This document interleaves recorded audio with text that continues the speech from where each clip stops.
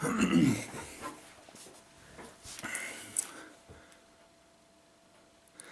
zusammen, das ist Kronklitis oder Chris. Ich hoffe, es geht nicht gut.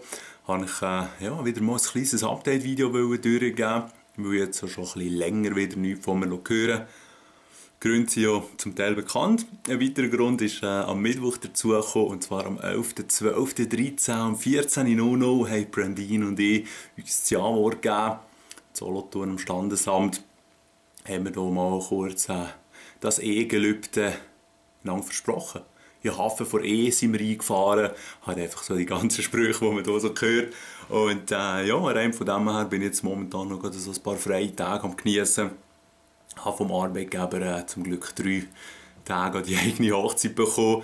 Und ja, es gibt da sicher auch noch das eine oder andere, was ich momentan machen kann, aber es liegt alles halt jetzt eben. Hat man sich auf die Hochzeit gefreut, hat die Hochzeit den Tag schön erlebt, und momentan ist es eben so, dass das Baby jeden Moment kommen könnte. Und darum ein bisschen chillig, doch auch ein bisschen nervös und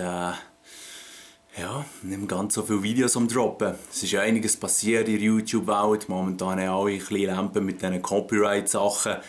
Ich habe zum Glück nur einen Strike bekommen, und das war für eine Trailer-Analyse von Black Ops 2 gewesen, was ja eigentlich nicht weiter schlimm ist. Das Video habe ich jetzt gelöscht. Und sonst habe ich schon auch noch neben meinem Privatleben 2-3 Sachen geplant. Noch vor Weihnachten hier auf dem YouTube-Channel werde ich sicher informieren, was abgeht.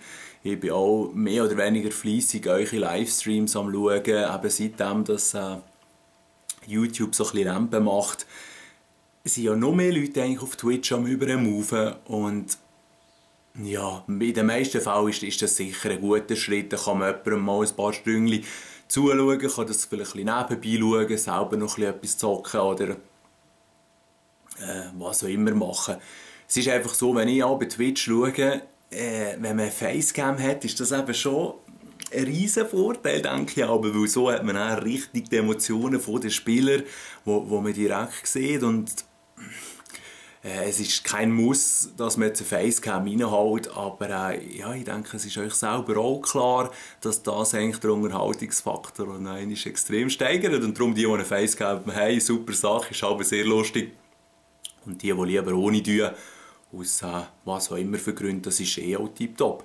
Ich werde mich jetzt vielleicht, obwohl dass ich noch ein bisschen meine Vorbehalte habe, gleich auch noch auf so einen Twitch-Livestream trauen, aber vorher möchte ich eigentlich noch so einen Greenscreen oder so hier hinten ein bisschen anmontieren und auch noch einen kleinen Webcam kaufen, irgendetwas in diese Richtung. Aber momentan ist es eben schwierig zu sagen, die ganze Zeitplanung ist relativ instabil.